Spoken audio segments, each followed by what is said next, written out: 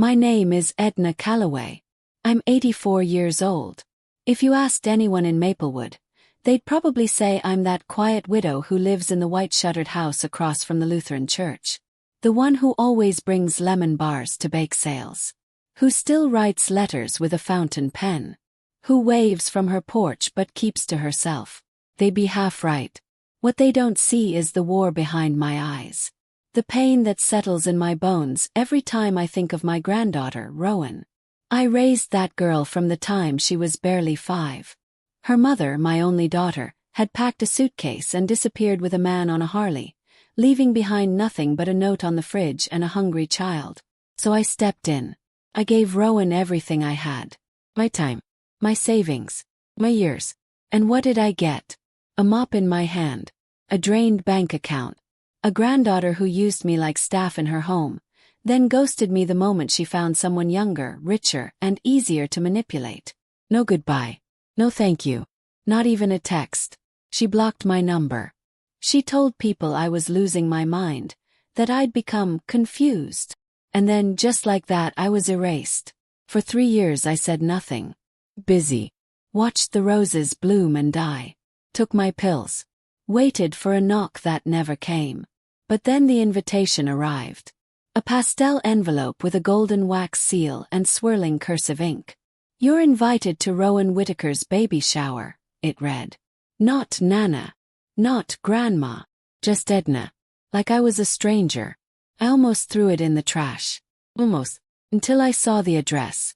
The venue. The Prescott Tea Room. I'd paid for that place. Not just the catering. The entire damn property.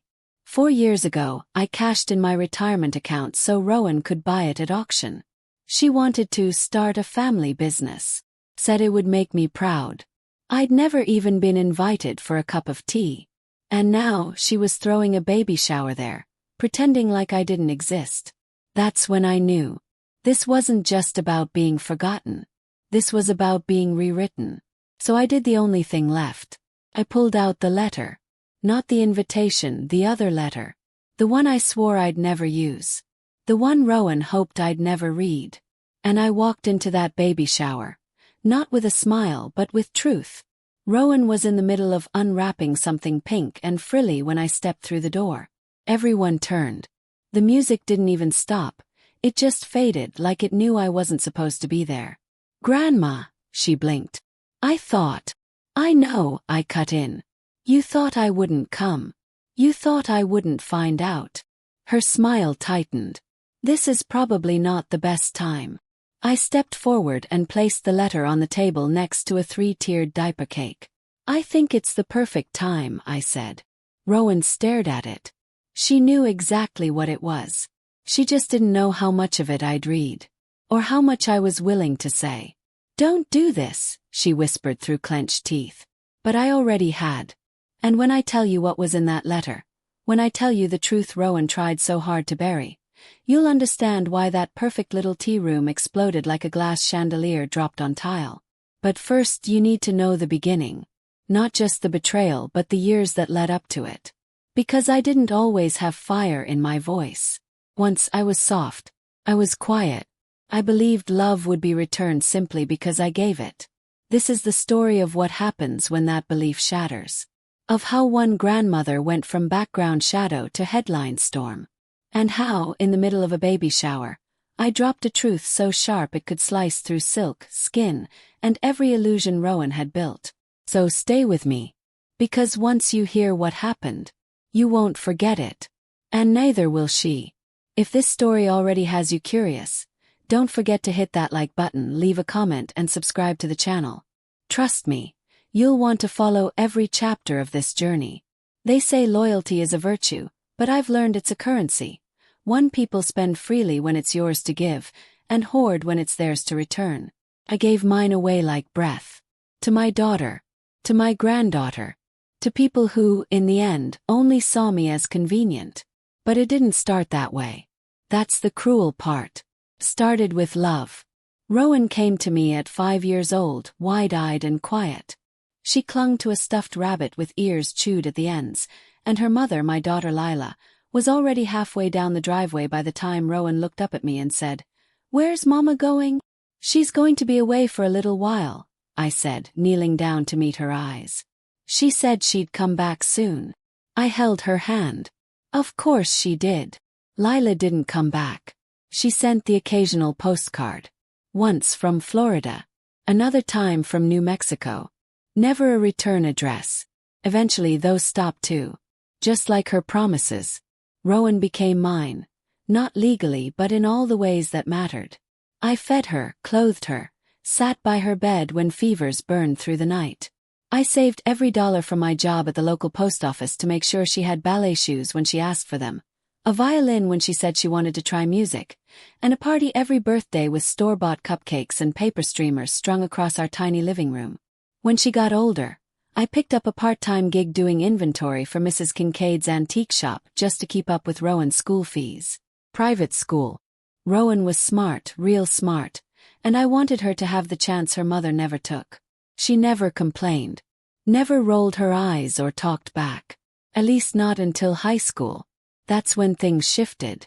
Suddenly I was too old to understand TikTok, and the clothes I bought were embarrassing.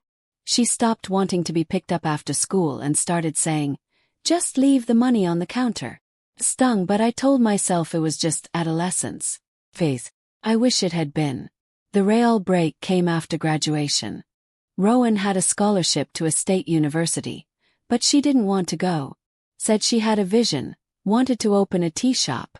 Like a real one, she told me, with lavender biscuits and Earl Grey lattes, and bridal showers every weekend. I'll call it the Prescott Tea Room. You have no capital, I said gently. No experience.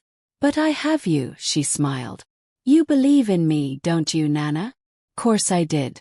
So I emptied my savings, over $72,000, to help her buy a foreclosed building downtown. She promised she'd pay it back within 2 years. Promised I'd be part of it. She even had me sign as co-owner on paper, though I never saw those papers again. The renovations were quick, and the place looked like something out of a lifestyle magazine. White brick walls, pastel teacups, linen aprons. She hired staff, young smiling girls in soft makeup and coordinated shoes. I offered to help, maybe run the register or bake. Rowan looked surprised. Oh, Nana, she said. I just think it might be a lot for you. You've already done so much. Just rest, okay? I smiled and nodded. But inside I began to feel it, the shift. That quiet transition from cherished to burden. Still, I told myself I was being dramatic. That she loved me, even if she didn't say it as much. Even if she started calling me Edna around her friends. Then came the day I noticed money missing from my account. First small withdrawals. Then larger ones. When I asked her, Rowan brushed it off. I had to pay back a vendor who wouldn't take a business card, she said. You'll get it back. Don't worry so much. But I did worry. And then came the incident that still haunts me. It was winter. The pipes in my house had frozen, and I called Rowan in a panic. I was freezing, my hands stiff, the heater dead. I can't come right now, she said. I'm hosting an engagement brunch. Rowan, please, I begged. Just for an hour. She sighed. Look, Nana, I'm not your on-call chauffeur, okay? You'll be fine. Light a candle or something. Then she hung up. And for the first time in years I felt truly alone.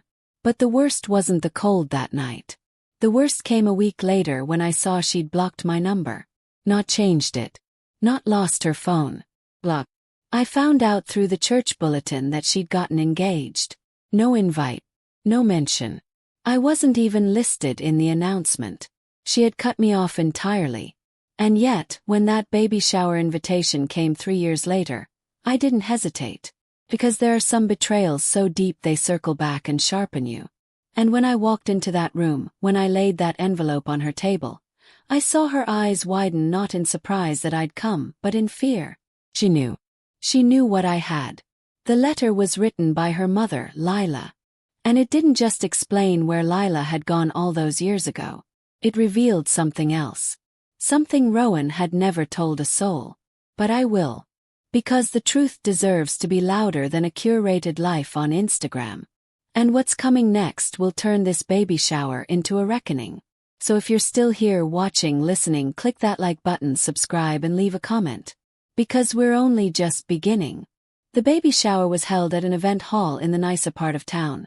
White linen drapes, pink and gold balloon arches, scented candles on every table. Everything was curated for pictures. Polished for Pinterest.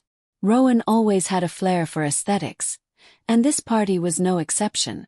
There were towers of pastel macarons, floral arrangements taller than a toddler, and a neon sign that read, "A baby is brewing." As I stepped into the hall, I noticed how heads turned. Not in welcome. In discomfort. Whispers rose like smoke. "Oh my God, is that? Did she actually show up? Wasn't she? I thought they said she passed." I guess that's what happens when you're erased. You become a ghost in a room full of people who benefited from your silence. I wasn't supposed to be there. That much was clear. I didn't match the soft pinks and rose gold accents. I wore a navy wool coat that had seen too many winters, and my shoes were the same pair I'd worn to my husband George's funeral. But I stood tall, and I held the envelope in my gloved hand like a sword she never saw coming. Rowan was mid-laugh when she spotted me. I watched her expression slide from delight to dismay. Her cheeks flushing red beneath her carefully powdered face. Her hand flew to her belly, as if shielding the unborn from the fallout of her own secrets. "Nana," she said, walking over briskly. What are you doing here?" Smiled. "It's still Edna to you, isn't it?" She flinched. I didn't think you'd come." Clearly. Guests were beginning to stare. Someone even took out a phone.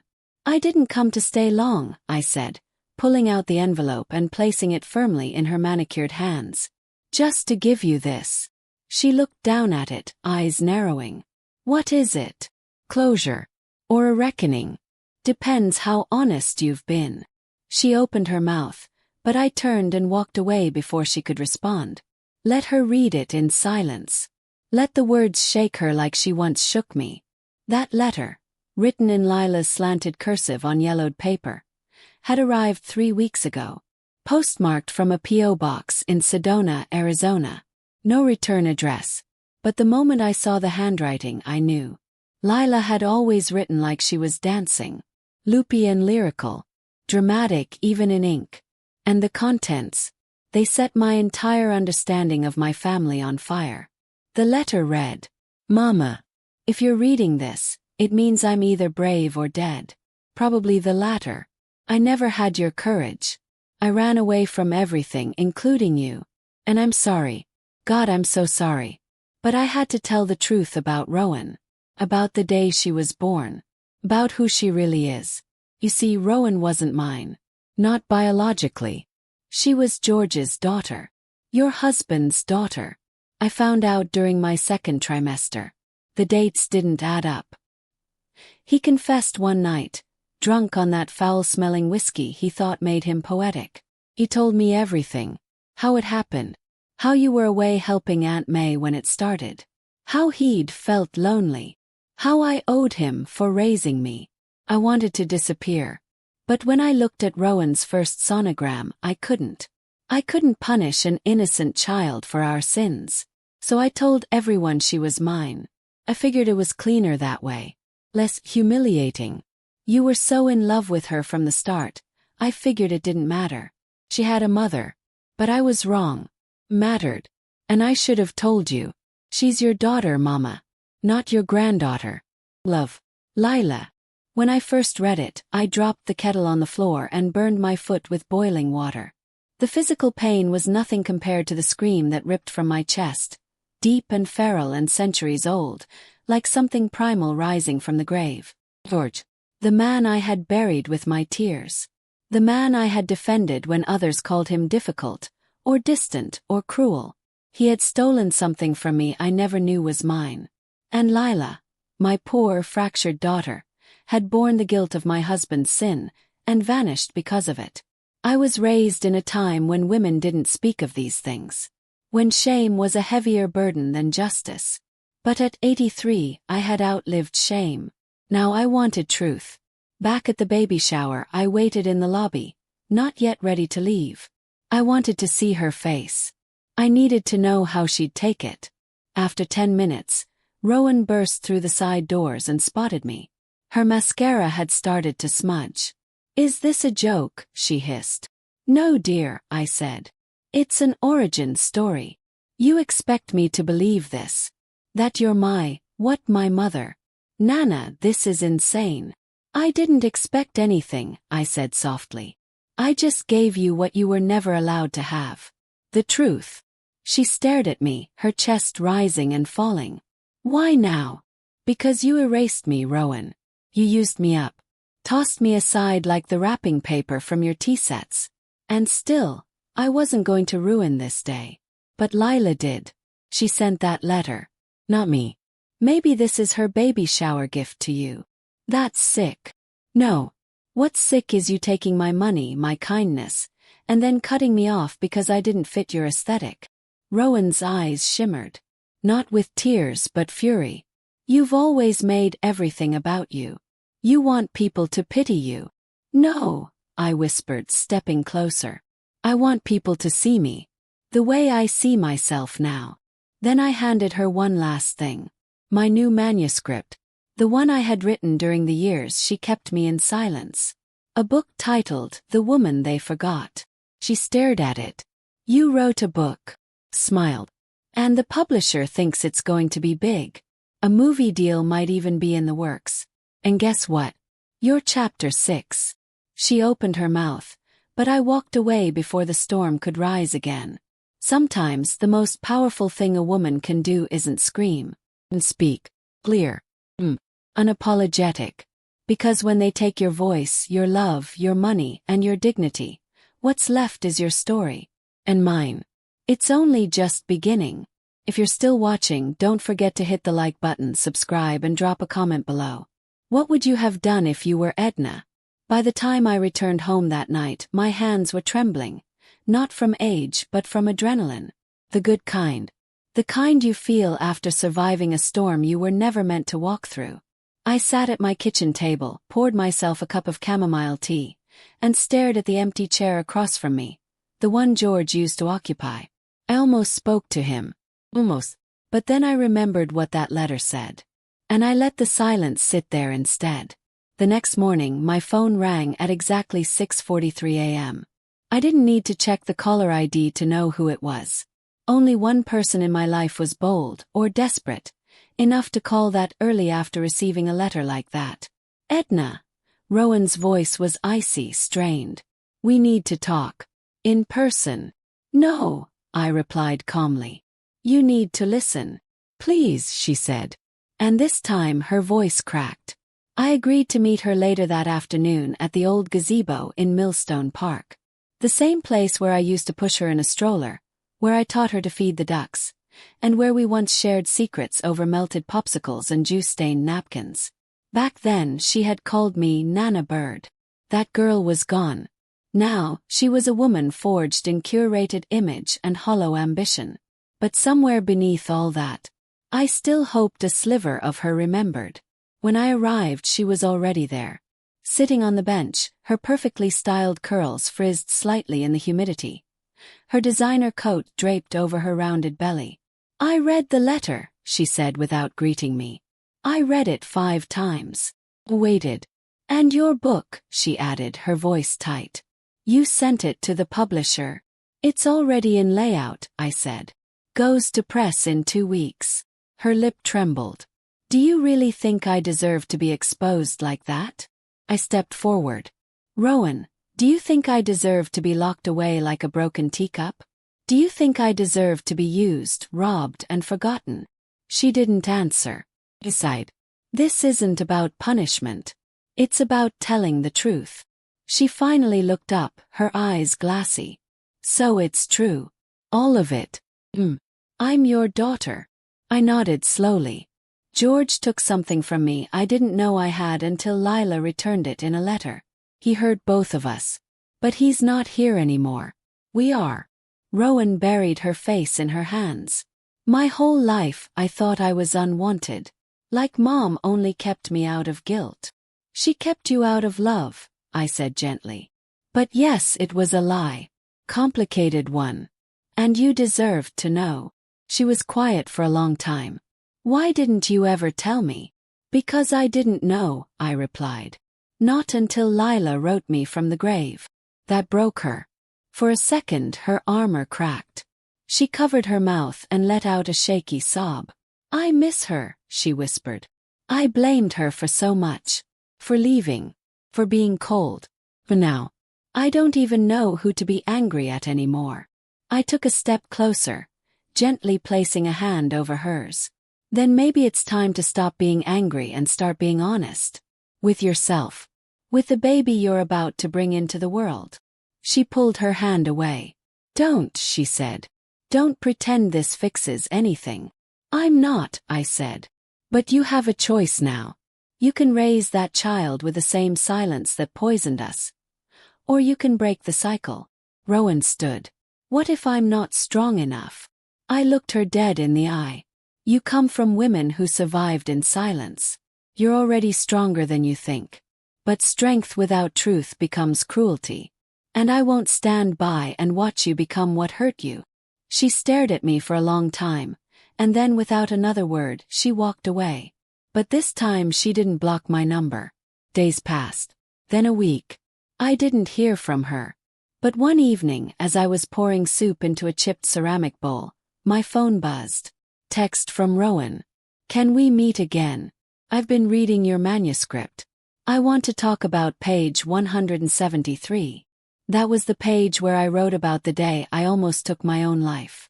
The day after she shut the door in my face, left me outside in the cold while her friends laughed inside her home.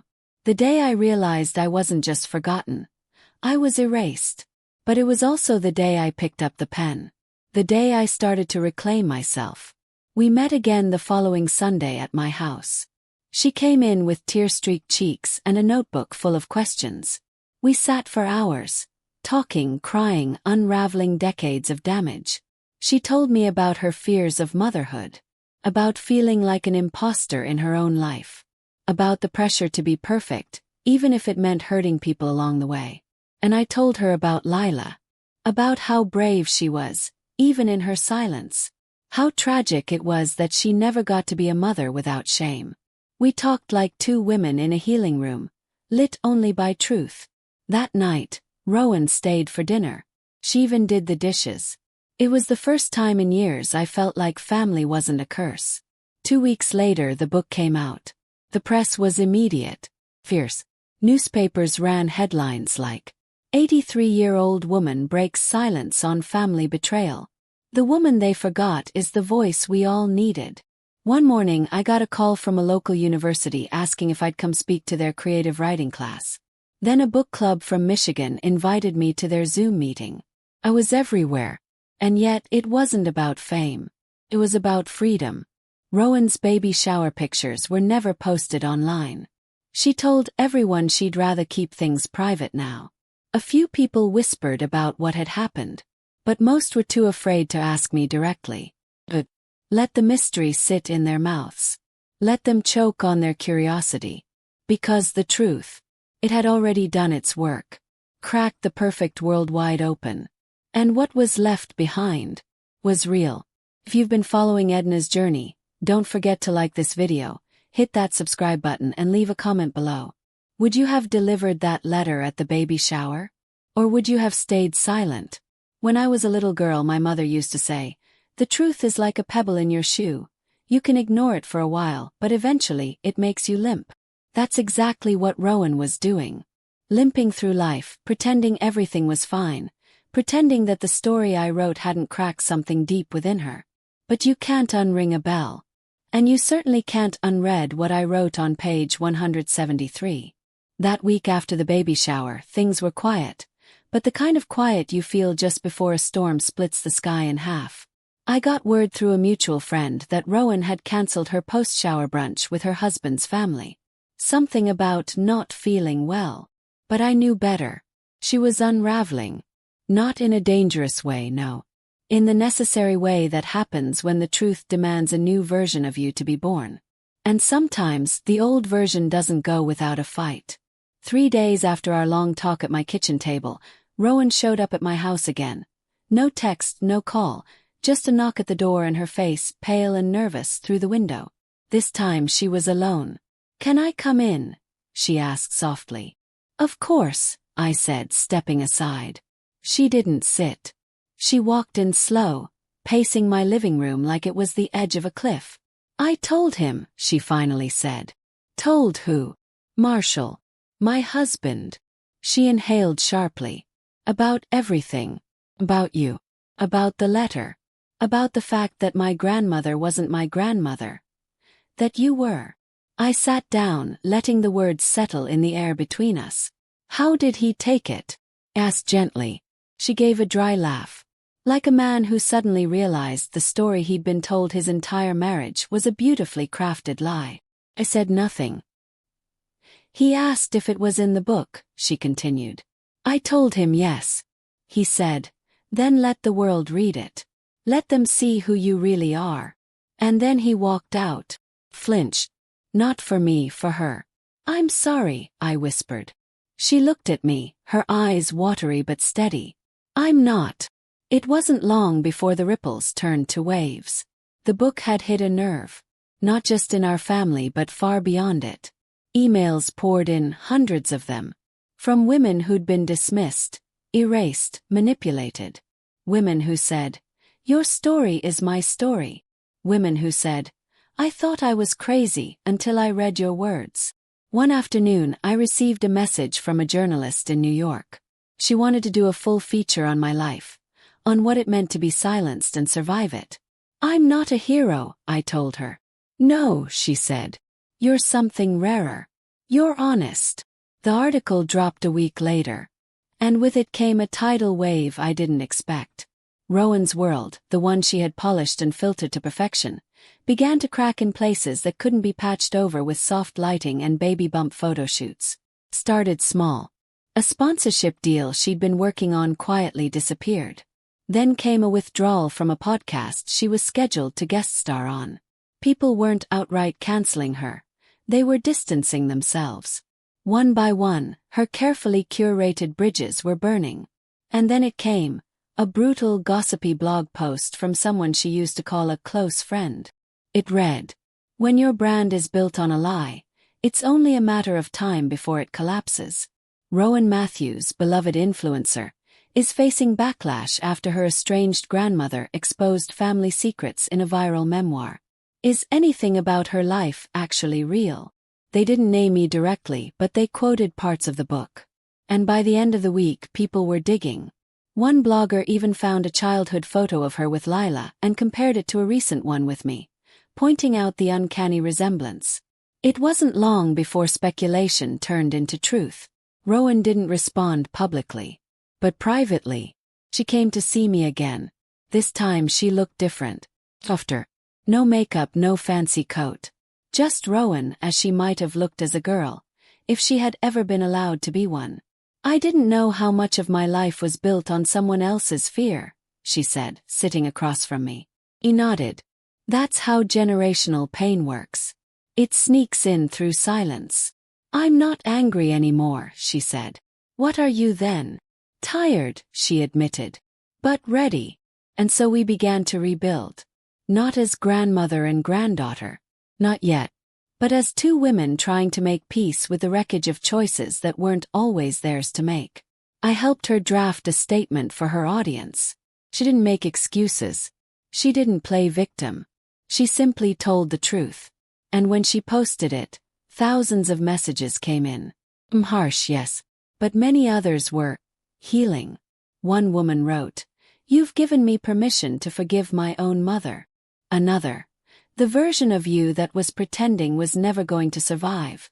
But this version, she just might thrive." Rowan started a new blog, not about fashion or lifestyle but about rebuilding from truth. She called it The Unpolished Path. And every week she wrote something honest.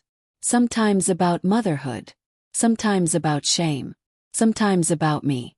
And people listened. Not because she was perfect but because she had stopped pretending to be. As for me, I was invited to speak on a panel at a national women's conference. Edna Quill. The woman who once folded laundry in silence while the world passed her by. Now, I stand on stages and read my words aloud. And when I speak, people listen. But the real victory isn't the attention. It's the voice I reclaimed. The one they tried to bury in convenience, in control, in family shame. The voice that now says, clearly and without fear, I was never invisible. You just weren't looking. If Edna's strength resonates with you, don't forget to like this video, subscribe to our channel, and drop a comment below. Have you ever had to stand up against someone in your own family? There's a funny thing about truth. It doesn't knock politely at your door. It barges in, muddy boots and all, and turns every carefully stacked piece of your life upside down. And when the dust finally settles, you don't go back to the way things were. You either build something stronger, or you walk away from the rubble. For Rowan, it was the former. Slowly, clumsily, but intentionally. For me, it meant something I never thought I'd feel again, peace. But peace, like truth, doesn't come without pain. After her public statement, Rowan didn't just get sympathetic messages. She got venom too. Comments from strangers who accused her of riding the coattails of my story. Of using grief as content. Of being just another influencer caught in a web of exposure.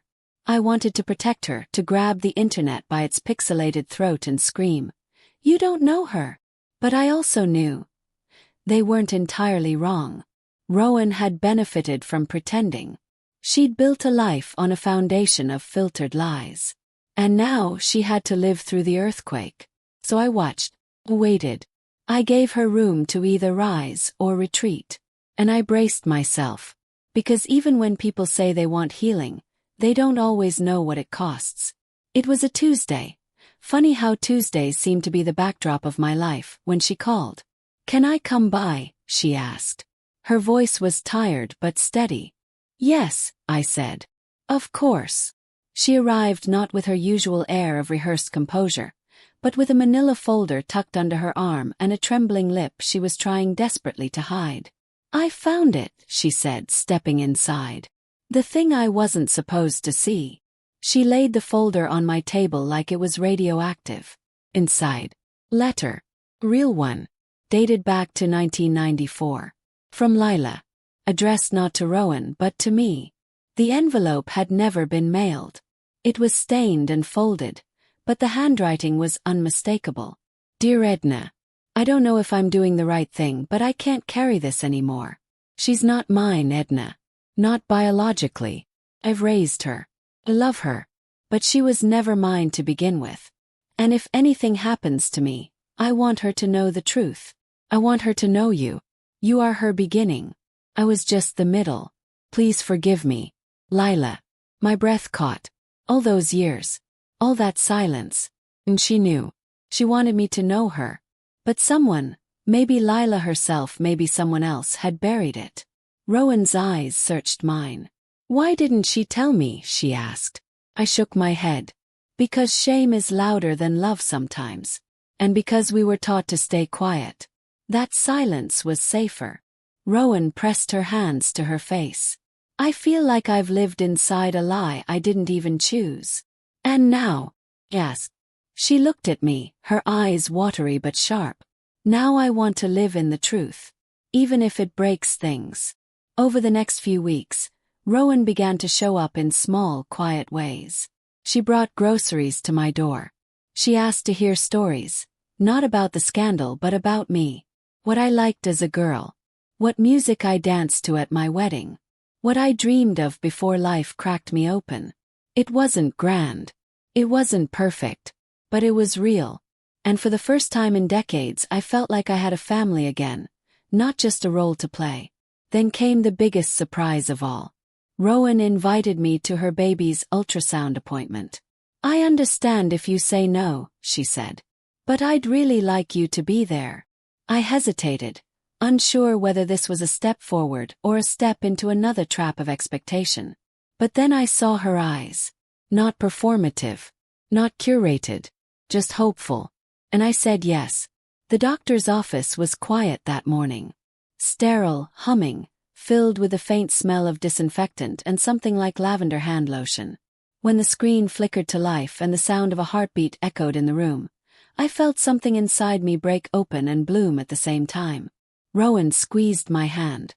"That's your great-grandchild," she whispered. I couldn't speak. My throat was too full of decades I'd never get back. But in that moment it didn't matter. What mattered was that I was there. Not as a maid. Not as a burden. But as someone who had survived.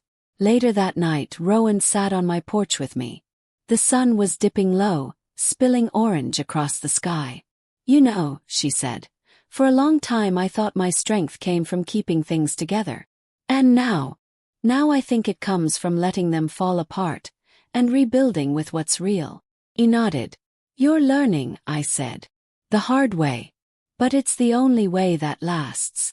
She reached into her purse and handed me something. Small envelope. Inside. Card. Handwritten.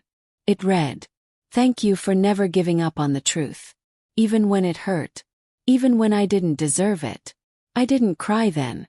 But after she left, I sat in the dark with that card pressed to my chest, and I wept. Not for the years lost, but for the years still left.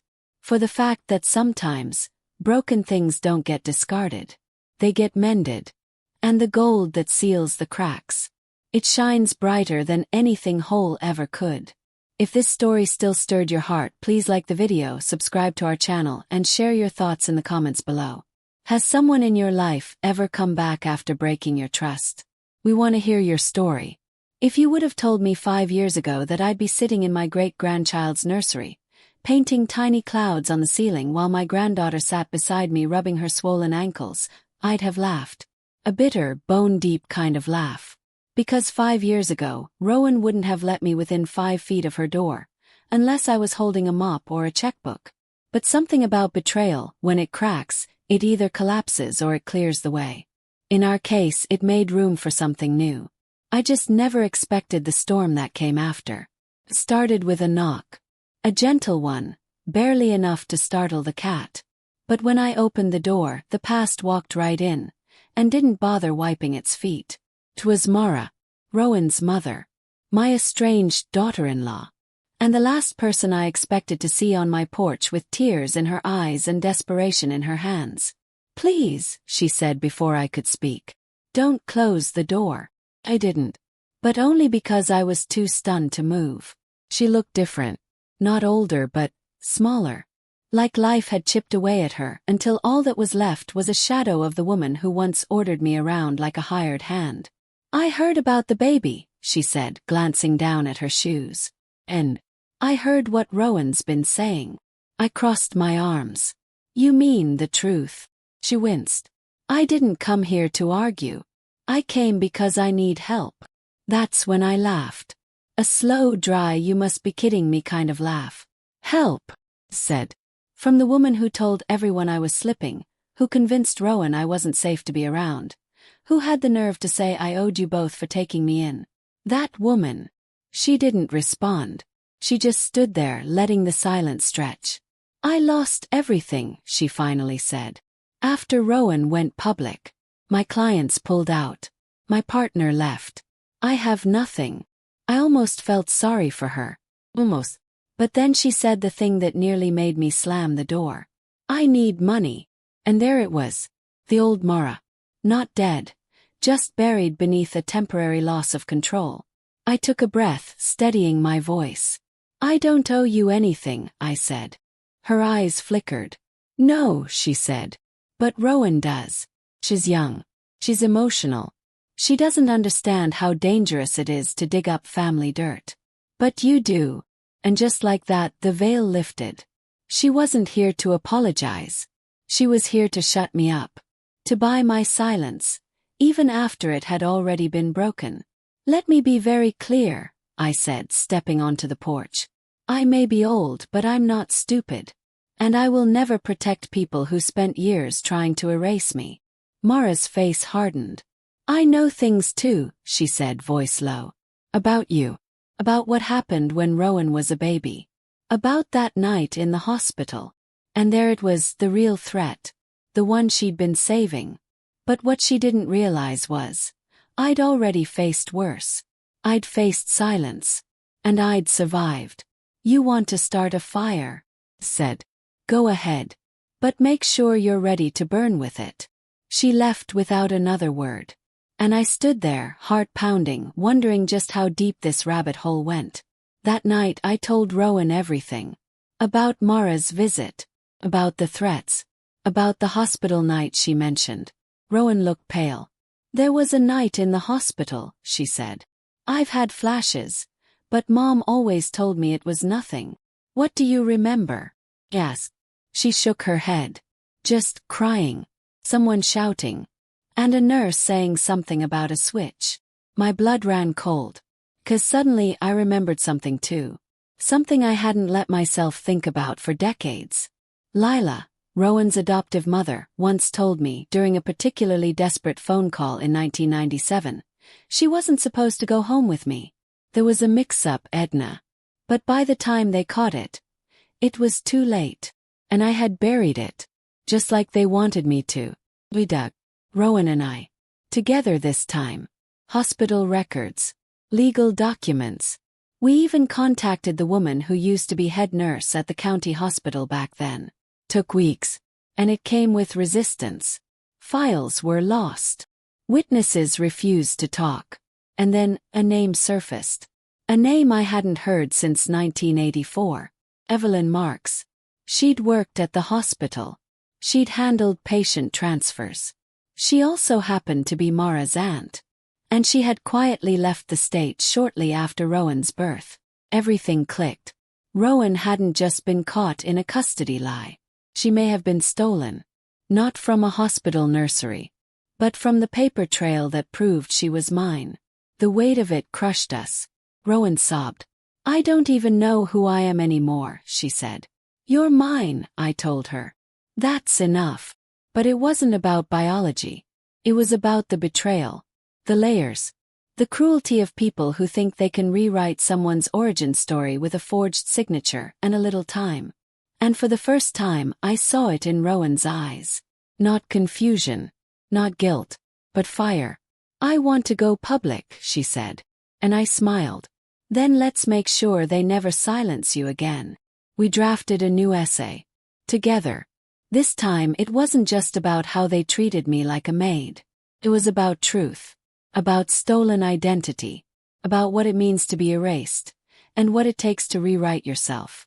We called it The Grandmother They Tried to Erase. The Granddaughter Who Refused to Forget. It went viral within hours. And this time, there was no apology, no pity, just recognition. And something I hadn't felt in years. Respect. If this chapter made you feel something, please like this video, leave a comment below and subscribe. What would you do if someone tried to rewrite your past? Share your story. There's a strange kind of silence that falls before a storm. Not the loud, flashing kind with thunder and lightning, but the kind that creeps in quietly, where even the air feels like it's holding its breath. That was the kind of silence I felt the morning of Rowan's baby shower. I had my invitation. I had my truth. And I had a choice. For weeks, Rowan and I had pieced together the timeline of her stolen identity, her reprogrammed past, and my decades of erasure. Together we had built something unshakable. But this day, this shower, wasn't just a celebration of new life. It was a curtain call for the old lies. And I was the one holding the final script. The shower was being held at a glitzy pastel pink event space downtown. The kind with balloon arches and mommy-to-be signs in glittering cursive. Guests in floral dresses and manicured smiles trickled in holding gift bags with designer tags. Everything looked perfect, filtered, curated. But beneath that glossy surface, a storm was brewing. I stepped inside, clutching a small box wrapped in simple brown paper. Not flashy, not dramatic, just enough to make people wonder. People stared. Some whispered.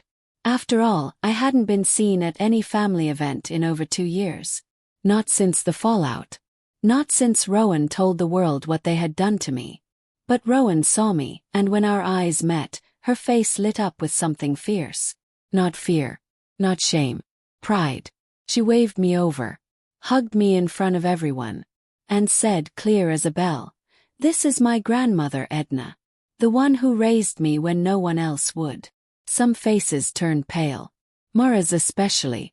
She stood across the room, champagne flute in hand, eyes narrowing like a cornered animal. But I didn't acknowledge her. Not yet. The games began. Gifts were unwrapped. Pictures were taken. And then it was time for speeches. Mara stepped forward first, her voice sugary sweet. "It's such a joy to celebrate my daughter. I know we've had our ups and downs, but today is about love, about family, and about new beginnings." She turned toward Rowan. "And I'm so proud of the woman you've become." Rowan smiled politely. But I saw her hands clench beneath the table. Then Rowan stood. "Thank you, Mom.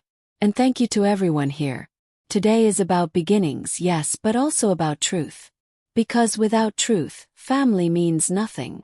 A murmur rippled through the room. And then she passed me the mic.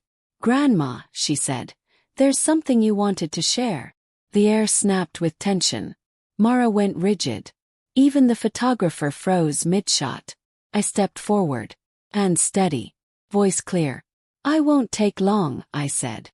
"I just wanted to say something to the woman who blocked my calls, stole my savings, and tried to erase me from her life." All eyes turned to Mara. She opened her mouth, but I raised a hand. "I'm not here to embarrass you, Rowan," I continued, turning back to my granddaughter. "I'm here because you asked me to tell the truth. So that's what I'll do." I set the small brown box on the table. Inside this box are two things. A copy of the adoption papers your mother faked, papers that prove you were taken from me under false pretenses, and a locket you wore as a baby, the one I gave you before they told me I wasn't fit to be in your life. Rowan's eyes welled up. Mara's face turned ashen. "But most importantly," I said, "inside this box is a letter. One I wrote the day I realized the truth.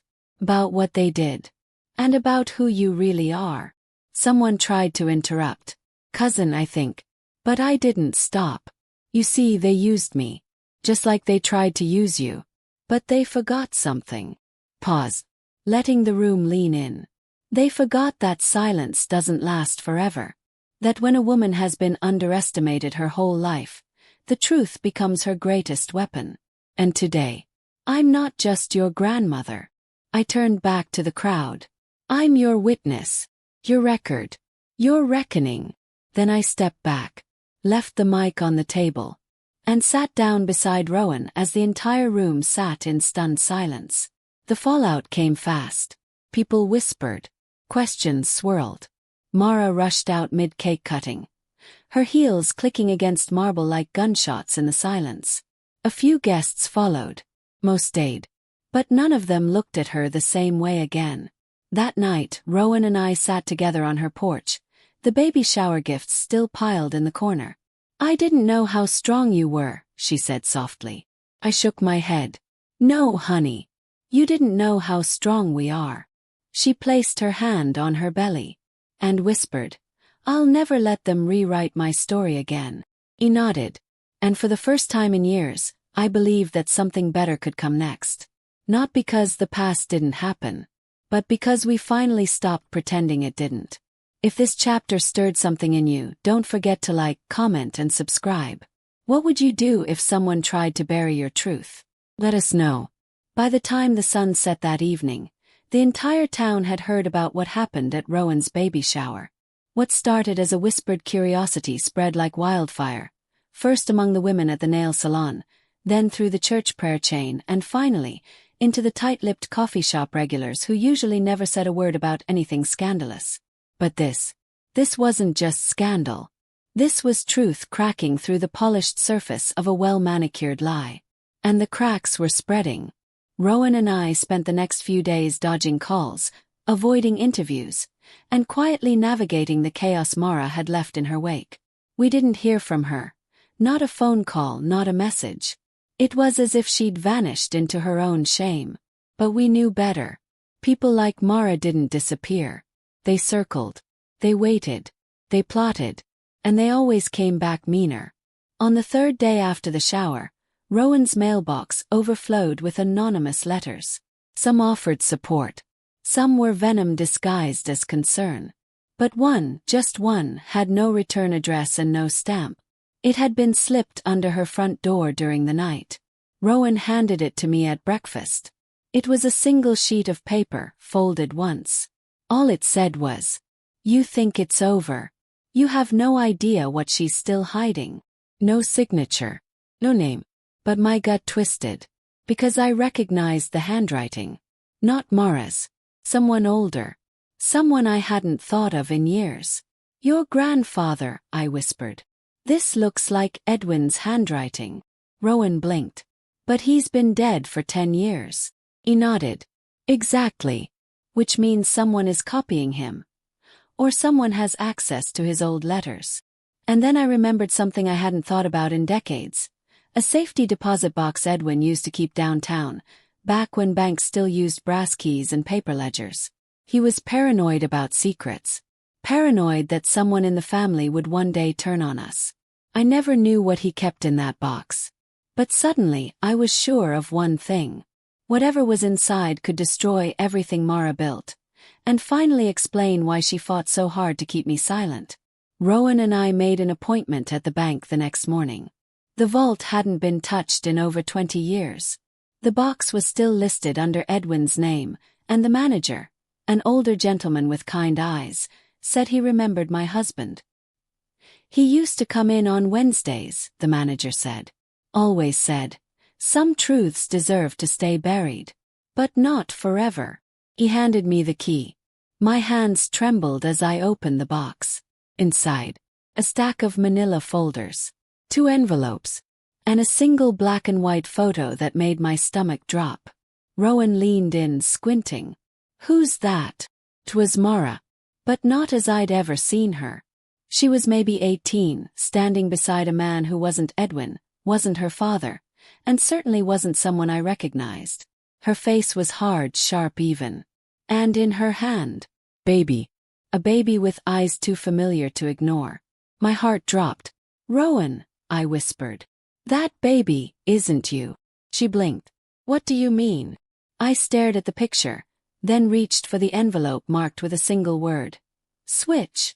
Inside were legal documents, hospital records, birth certificates. It all clicked.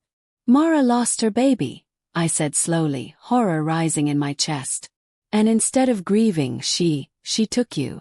She passed you off as her own." Rowan reeled back like I'd slapped her. "Are you saying you're not just the woman who raised me?"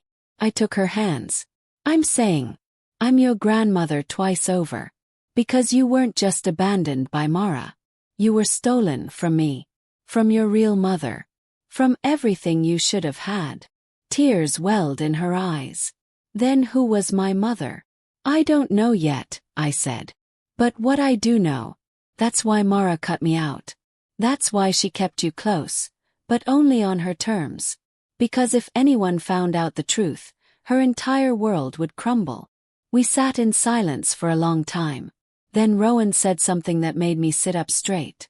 "Grandma, what if we told everyone?" I hesitated. "You mean, tell the truth publicly?" She nodded. "You wrote your story, didn't you? The one you kept hidden all those years." He nodded. "Every word. Then it's time to publish it." That night, we worked until dawn formatting the pages of my memoir. We added the evidence from the safety deposit box. Scanned photos, notarized documents, and letters Mara had written in her early 20s that confirmed the switch. We compiled it all into a single document titled, "The Grandmother's Truth: How One Family Tried to Erase Me, and How I Fought My Way Back." By noon the next day it was live. On Amazon, on Substack, on every blog and local newsletter we could think of. And the world, it didn't just listen, it roared. News stations called. Talk shows reached out. Book clubs across the country made it their next read. And the biggest shock. A letter arrived 2 weeks later from a woman in Nevada. Her name was Lila Anderson. She included a DNA test. And a photo. Of a baby bracelet. The same name Rowan had been given at birth. Before Mara ever stepped in. "Dear Edna," she wrote. I think I might be your daughter. If this story has gripped your heart, please like, comment, and subscribe. You won't believe how it ends. The past is no longer hidden. And it's finally time for justice. The moment I held that letter in my hands, the one from Lila Anderson, I knew nothing in my life would ever be the same again. It was printed on pale blue paper, the kind you only find in boutique stationery shops, with careful cursive handwriting that looked like it belonged in another century. The kind of writing that makes you lean in, slow down, and read every word like it could change your fate. Because this time it could. Inside the envelope was a single note, a grainy black and white photocopy of a birth certificate, and a baby bracelet with a tag still attached. The plastic beads spelled out a name in soft pastel letters. Rowan. And right beneath it, a date. Rowan's actual birthday. But not in the hospital she'd always believed she was born in. Not in Georgia. Well, this one said St. Vincent's Women's Medical Center, Henderson, Nevada. That's when I knew, without a doubt, that the final piece had clicked into place. Rowan had been taken. With later. And now her real mother, my daughter, had finally come home. We invited Lila to visit. There were no TV cameras, no microphones, no reporters. Just the three of us. 3 generations of women who'd been twisted into silence, bent by betrayal, and stretched apart by lies that spanned decades. Lila was tall and elegant, with tired eyes and calloused hands that looked like they'd worked too many jobs and wiped too many tears. She walked into my living room like she'd been there before, and when she saw Rowan, her breath caught in her throat. "I never stopped looking," she whispered. "But Mara told me you died." Rowan stood frozen, her eyes locked on the woman who shared her face. "She told me you didn't want me." I watched them both. 2 women clinging to the opposite ends of the same heartbreak, and I felt something shift inside me. Something I hadn't felt in years. We sat in that room for hours. They asked questions. They cried. They laughed at how similar their laughs were. And eventually, Rowan reached for Lila's hand and said, "We can't get the years back, but we can write the rest ourselves." And that was it. The beginning of something real. But there was still one chapter left to write. One person who hadn't answered for what she'd done. Mara. She didn't know we had the evidence. She didn't know the book had been published in 12 countries and had hit bestseller lists in 4 of them. She didn't know her lies were no longer holding. Until she did. I sent her a single package. No return address. Inside was a hardcover copy of my book. Tucked inside the front flap. Baby bracelet. The real one. And a note. "Now the world knows." A week later, Rowan got a phone call from Mara. She didn't answer. But Mara left a message. Just one sentence. "I hope you're happy." We listened to it together and then deleted it. Rowan turned to me and said, "You know what I've learned, Grandma?" I raised an eyebrow. That sometimes silence is more powerful than screaming. 3 months later, I stood in front of a crowd of 200 people at the Briar Hill Community Center. They had invited me to speak for Women's History Month, to share my journey of survival, silence, and strength. I stood there, 82 years old, my spine a little curved but my voice stronger than ever. And I said, "They locked me away. They took my voice. They erased my name from birthday invitations, wills, and family photos. They said I didn't matter. But the thing about truth, it waits patiently in the dark, until someone is brave enough to speak it." I held up the book. "This is my voice." I looked out into the crowd, at Rowan and Lila in the front row, side by side, 2 hands clasped tight. "And this is my family." Today, the house on Briar Hill is no longer quiet. It's full of noise again. Coffee percolating in the kitchen, the creak of floorboards, the soft chatter of Rowan's son toddling through the living room with a toy truck in his hand. I still garden, though now it's mostly tulips and peonies. Rowan paints. Lila volunteers at a shelter downtown. We laugh. We cry. We heal. Together. And every so often, someone drives by the house and stops. They knock, hesitant and curious, and say, "Are you the woman from the story?" I always smile and say, "No. I'm the woman who wrote the story. And trust me, there's more where that came from. Because I am no longer silent. I am no longer forgotten. I am no longer used. I am Edna Calloway. And I survived everything they did to break me. Now, I live free. And I speak for every grandmother who's ever been told to sit down and be quiet. We're not done yet. Not even close. If this story moved you, don't forget to like, comment, and subscribe for more powerful tales of resilience, truth, and redemption. Which part of this story touched you the most? Let us know in the comments. Because the more we share, the louder our voices become.